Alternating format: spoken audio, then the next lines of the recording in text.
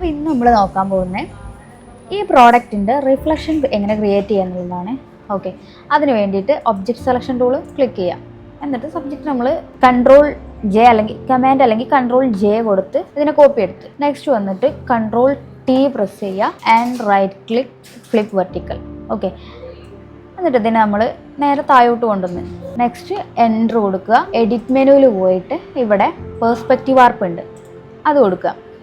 അതിനുശേഷം ഇത് നമ്മളിങ്ങനെ ഈ കോർണറൊക്കെ അഡ്ജസ്റ്റ് ചെയ്ത് വെക്കുക.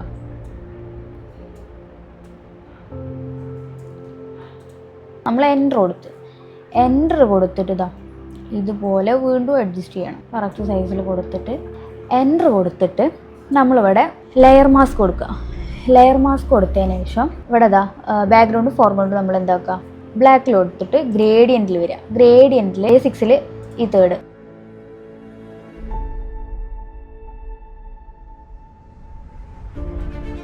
അപ്പോൾ ഇതൊക്കെ നമുക്ക് ഇത്രയും സിമ്പിളായിട്ട് ചെയ്തെടുക്കാൻ പറ്റുന്ന ഒരു മെത്തേഡാണ്.